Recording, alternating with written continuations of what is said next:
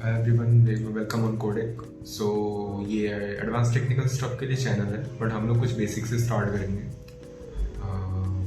क्योंकि हम लोगों को पाई सेटअप करना है सबसे पहले, उसके बाद फिर हम देखेंगे उसके ऊपर हम क्या क्या प्रोजेक्ट्स बना सकते हैं।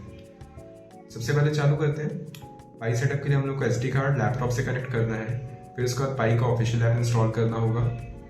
फिर उसके बाद हम लोगों को रिक्वायर्ड ओएस फ्लैश करना है, फिर वही एसडी कार्ड पाई से कनेक्ट करके उसको बूट करना है। फिर पाई कनेक्ट के थ्रू आपको आईपी लेनी है एंड देन फिर एसएसएच सेटअप करना है। फिर आ जाते हैं हम लोग की रिक्वायरमेंट्स क्या क्या होंगे पाई सेटअप के लिए, वो आपकी स्क्रीन पे विजिबल होगा। फिर देखते हैं हम लोग रास्पबेरी पाई की ऑफिशियल वेबसाइट पे जाते हैं उसके इमेज सेटअप के लिए, ठीक है। एंड ये हो गया आपका इमेज एप्लीकेशन इंस्टॉल करना है। मैं मैक के लिए इंस्टॉल कर रहा हूँ, आप किसी और ऑपरेटिंग सिस्टम के लिए कर सकते हैं, ठीक है। आपका इमेजर इंस्टॉल हो चुका है, अब इसको खोलते हैं। मैंने ऑलरेडी इंस्टॉल कर रखा था तो मुझे इंस्टॉल करने की ज़रूरत नहीं थी। अब रास्पबेरी पाई 5 में यूज़ कर रहा हूँ। आप यहाँ पे कोई सा भी मॉडल पिक कर सकते हैं। मैं पाई 5 सेलेक्ट करता हूँ, ठीक है। और यहाँ पे 64 बिट ऑपरेटिंग सिस्टम में सेलेक्ट कर रहा हूँ क्योंकि पाई 5 में 64 बिट ऑपरेटिंग सिस्टम सपोर्ट करता है, इसलिए। यहाँ पे अब हमें एसडी कार्ड कनेक्ट करना है डिवाइस से। एसडी कार्ड कनेक्ट करते ही यहाँ पे वो विजिबल हो जाएगा।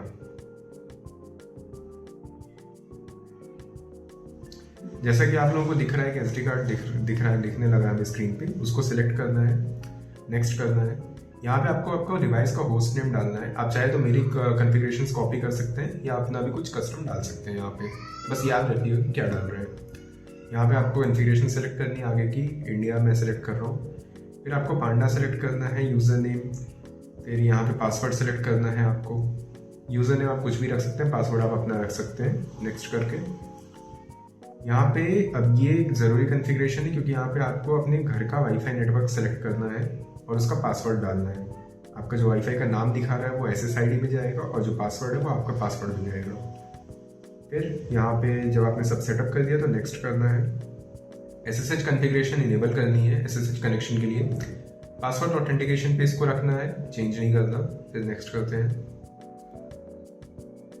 उसके बाद फिर आपको पाई कनेक्ट इनेबल करना है। पाई कनेक्ट का फ़ायदा ये रहेगा, कहीं से भी उसको कॉन्फ़िगर कर सकते हैं, कहीं से भी अपने डिवाइस को एक्सेस कर सकते हैं। रास्पबेरी पाई की अगर आपकी आईडी नहीं है तो आपको एक बनाना पड़ेगा। मैंने ऑलरेडी बनाया हुआ है तो मैं बस उससे लॉगिन करूँगा, ठीक है। तो मैं अपनी आईडी के साथ लॉगिन कर देता हूँ।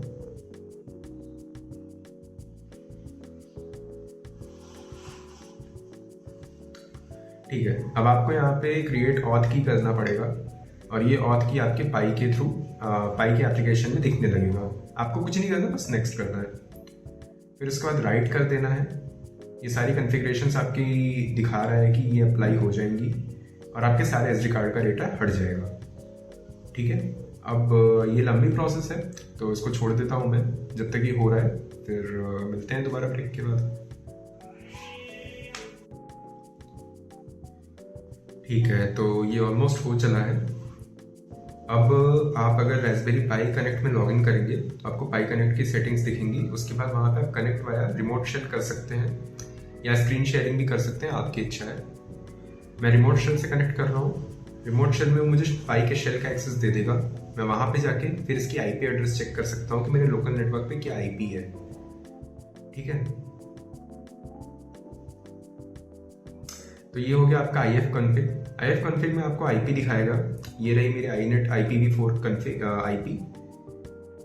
ये IP मेरे लोकल नेटवर्क पे ही एक्सेसिबल है। तो मैं अपना टर्मिनल खोल लेता हूँ। ध्यान रखना कि सेम वाईफाई नेटवर्क से कनेक्टेड हो ये दोनों।